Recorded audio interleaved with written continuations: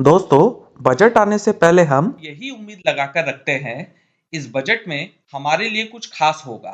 वैसा ही कुछ देखा गया है 2025 के बजट में, जहां सरकार ने 12 लाख रुपए तक का इनकम टैक्स का तोहफा दिया है सभी के लिए, चाहे आप सीनियर सिटीजन हो या फिर अदर देन सीनियर सिटीजन। पर इस 12 लाख के तोहफे के अलावा और भी कई सारे बेनिफिट दिए गए हैं सीनियर सिटीजन्स को, जो आज के इस वीडियो में हम आपके साथ डिस्कस करेंगे। चलिए जानते हैं वन बाय वन क्या मिला है बजट 2025 में सीनियर सिटीजन्स को। तो सबसे पहले बात करते हैं टैक्स स्लैब्स की। तो जैसा कि आप सब जानते हैं कि इनकम टैक्स में दो तरह के रेजिम है। एक है ओल्ड टैक्स रेजिम, जिसमें सीनियर सिटीजन्स जिनकी उम्र 60 साल या फिर उससे ज्यादा की है, तो उनको 3 लाख तक कोई भी टैक्स अदा नहीं करना पड़ता है। और साथ ही अगर आपकी उम्र 80 साल या फिर उससे ज्यादा की है, तो फिर आपको 5 लाख तक कोई टैक्स अदा नहीं करना पड़ता है। साथ ही 12,500 रुपये यानी कि 12,500 रुपये का रिबेट भी अवेलेबल है सेक्शन 87 ए में, ओल्ड टैक्स रेजिम में। इसके अलावा यहाँ पर बहुत सारे डिडक्शंस भी थे जो आप क्लेम कर सकते हैं। हालांकि ओल्ड टैक्स रेजिम में कोई भी चेंज नहीं हुआ है, इसलिए हम आज बात करेंगे न्यू टैक्स रेजिम पर। तो न्यू टैक्स रेजिम के स्लैब रेट की बात करें तो 0 से लेकर 4 लाख रुपए तक कोई टैक्स नहीं, 4 लाख 1 रुपए से लेकर 8 लाख रुपए तक 5%, 8 लाख 1 रुपए से लेकर 12 लाख तक 10%, 12 लाख 1 रुपए से लेकर 16 लाख तक 15%, 16 लाख 1 रुपए से लेकर 20 लाख तक 20%, 20 लाख 1 रुपए से लेकर 24 लाख तक 25% एंड 24 लाख 1 रुपए से 30% आपको लगेगा टैक्स का रेट। अब आपको लग रहा होगा कि जब 12 लाख तक की टैक्स की छूट है, तो फिर 0 से 4 लाख, 4 लाख 1 रुपए से लेकर 8 लाख, ये स्लैब रेट क्यों है? एक्चुअली गवर्नमेंट ने 12 लाख रुपए तक की इनकम वालों को 60,000 रुपए तक का रिबेट दिया है अंडर सेक्शन 87 ए में, जिससे उनके 12 लाख तक की इनकम पर कोई टैक्स नहीं लगेगा। आइए इसको समझते हैं स्लैब से। जैसे कि 0 से 4 लाख तक कोई टैक्स नहीं है, 4 लाख 1 रुपए से लेकर 8 लाख रुपए तक 5%, यानी कि यहां टैक्स बनेगा 20,000 रुपए का। और 8 लाख 1 रुपए से लेकर 12 लाख तक 10%, यानी कि यहां टैक्स होगा 40,000 रुपए का। तो कुल मिलाकर अगर आपकी इनकम 12 लाख रुपए की है, तो आपका टैक्स बनता है 60,000 रुपए का। एंड उतने का ही रिबेट गवर्नमेंट ने आपको दे दिया है, जिससे आपकी 12 लाख तक की इनकम पर कोई टैक्स नहीं लगेगा।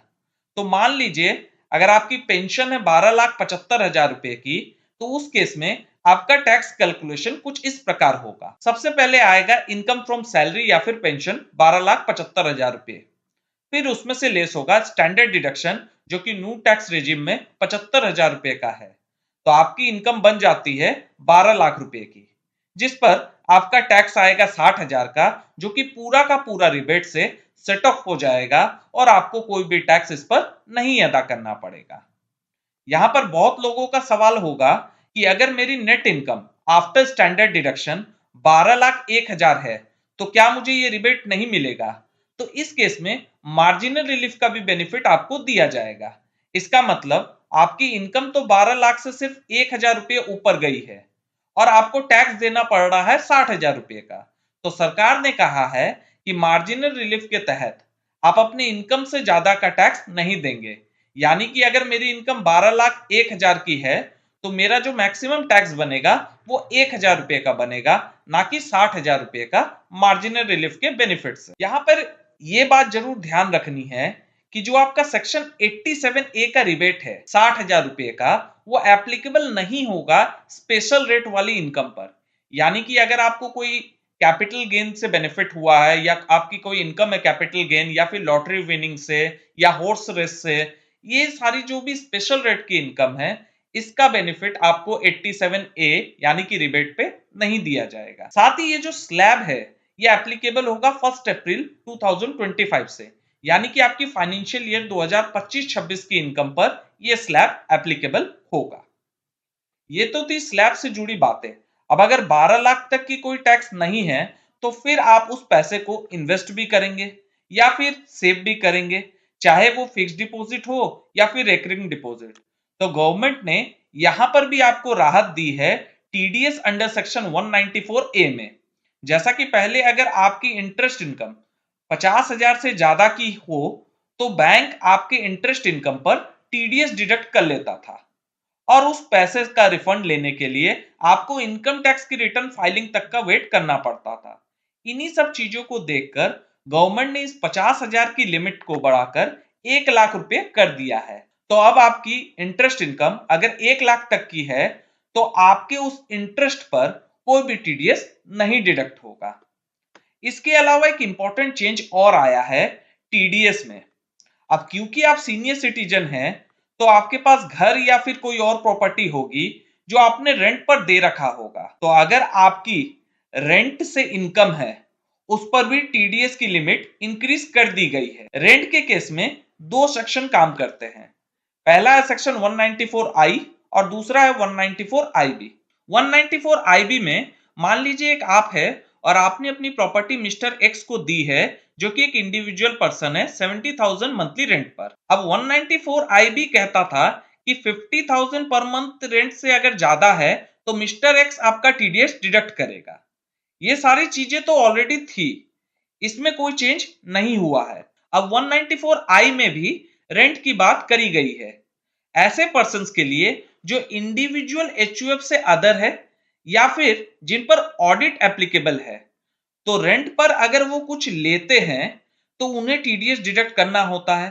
पहले इसकी लिमिट थी 2,40,000 रुपए लैंड एंड बिल्डिंग के लिए। अब इस 2,40,000 रुपए को भी चेंज कर दिया गया है 50,000 पर मंथ पर, यानी कि दोनों सेक्शंस की जो लिमिट है अब उस दोनों को एक कर दिया गया है टीडीएस डिडक्ट करने के लिए। तो अब आप अपनी प्रॉपर्टी किसी को भी रेंट पर दे, टीडीएस तभी डिडक्ट होगा जब उसका मंथली रेंट 50,000 से ज्यादा का है। उससे नीचे के रेंट पर कोई भी टीडीएस डिडक्ट नहीं होगा। इसके अलावा भी एक बड़ा रिलीफ दिया गया है नेशनल सेविंग स्कीम में।